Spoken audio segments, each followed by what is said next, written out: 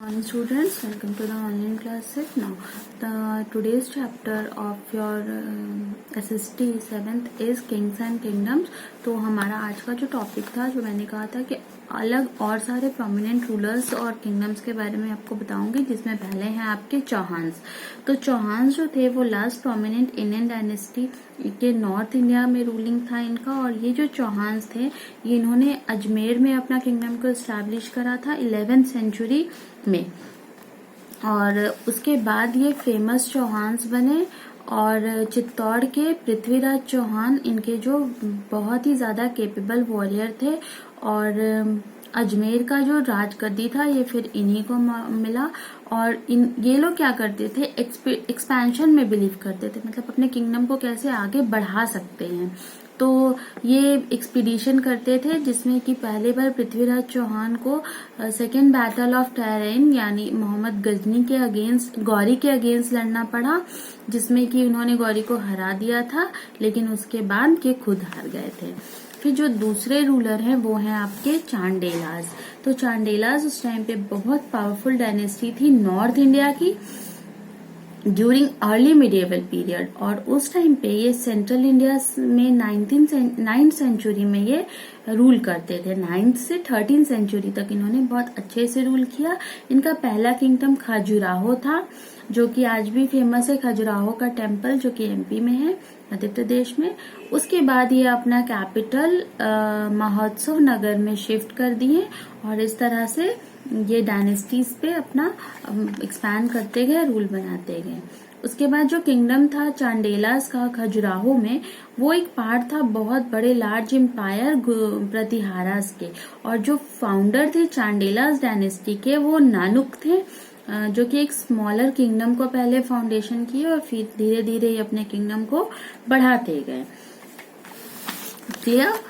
ठीक है। उसके बाद जो नेक्स्ट किंगडम था आपका वो था चोलास। तो अब ये भी एक बहुत बड़ा और पावरफुल किंगडम है और हिस्ट्री में बहुत ज्यादा फेमस है। और ये जो किंगडम है ये साउथ का किंगडम है, यानी अभी तक हमने बस नॉर्थ इंडिया के किंगडम्स के बारे में देखा था, और अब जो हम पढ़ेंगे चोलास के बारे में, ये साउथ इंडिया का किंगडम है। देखिए, the Cholas ruled in the south India between 800 to 1200 से, यानी 8th to 12th सेंचुरी इन्होंने रूल किया। इनके जो फाउंडर थे इस किंगडम का, जो इन्होंने नींव रखा, जिन्होंने इस किंगडम को बनाया, उसका नाम था विजय आल्या, जो कि पल्लवास के अंडर पे काम करते थे। और विजय आल्या अपने कैपिटल टाउन तांजावुर का निर्माण किए, जो कि एक बहुत ब्यूटीफुल सिटी है टेम्पल्स का।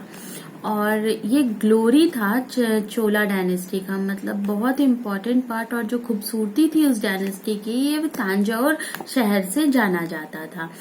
और इस डायनेस्टी को चलाने वाले जो फेमस किंग्स थे वो थे राजा राजा चोला 1 और थे राजेंद्र चोला। तो इनके बारे में हम थोड़ा सा पढ़ते हैं। देखिए, राजा राजा चोला 1 जो थे वो हमेशा वॉर का पॉलिसी को इनिशिएट करते थे, और इन्होंने बहुत सारे वॉर किए और डिफीट किए चेरास को और पांडवास को।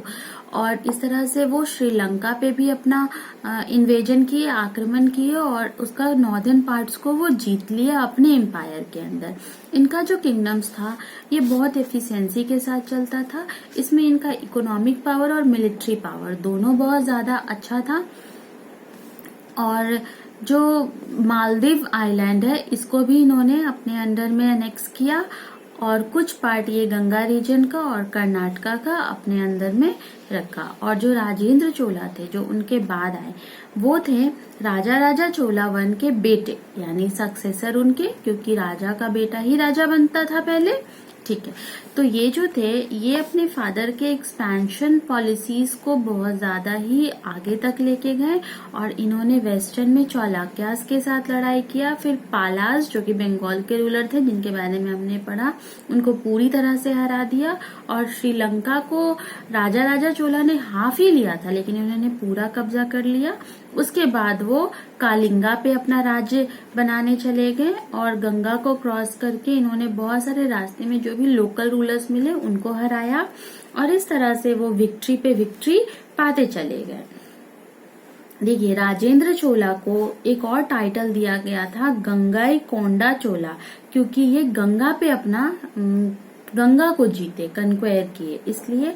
और गंगा के पास कावेरी रिवर के न्यू कैपिटल वो अपना कहाँ बनाए, कावेरी रिवर के पास, जिसको गंगाईकोंडा चोलापुरम नाम दिया गया इस शहर का।